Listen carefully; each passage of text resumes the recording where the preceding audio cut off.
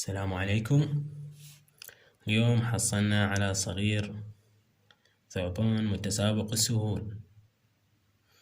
هذا النوع من الثعابين واسع الانتشار،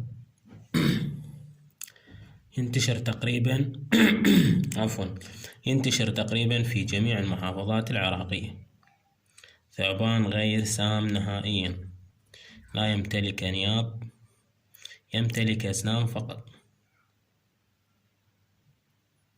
أفضل ميزة لهذا النوع الفارق عن باقي الثعابين هو وجود الخط في منتصف الرأس، نفس ما واضح.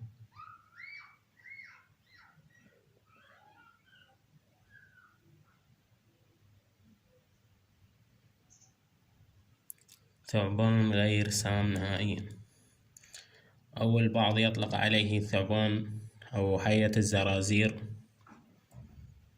طبعا هذا اسم شعبي. نقص الجسم واضح ومميز. حاول أوضح الصورة.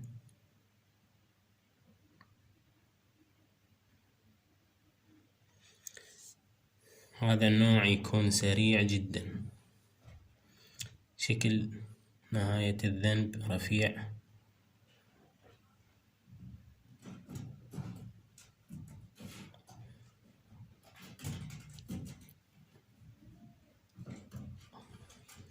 شكل الرأس. وكذلك أحد الميزات هو وجود هذا الخط، البعض يسميه بالسهم أو الخط الموجود على الرأس، يمتد من العين اليمنى إلى اليسرى، وهذا الخط مستقيم. هو هذا أحد الميزات الفارقة لهذا النوع، تقدر تميزونها عن باقي الثعابين. والنقش واضح، نقش واضح، يكون بهذا الشكل.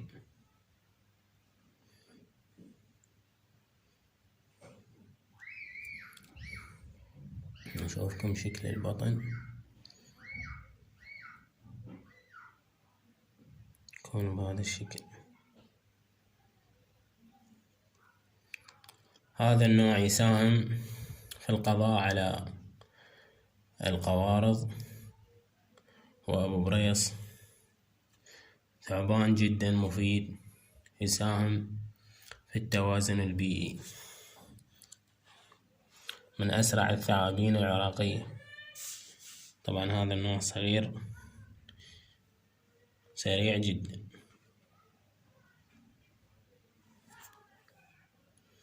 أتمنى عدم قتل هذا النوع، لأنه يتواجد في المنازل ويتعرض إلى القتل بكثرة. أتمنى عدم قتل هذا النوع الجميل والمفيد إلى البيئة.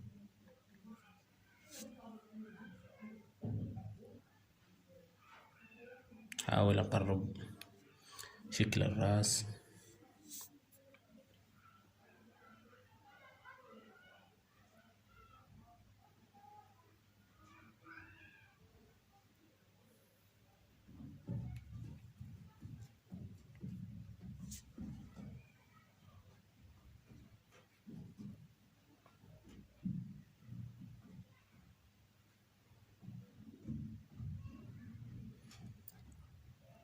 تحياتي لكم جميعا، لكافة المشتركين والمتابعين. أخوكم أحمد سامي، في أمان الله.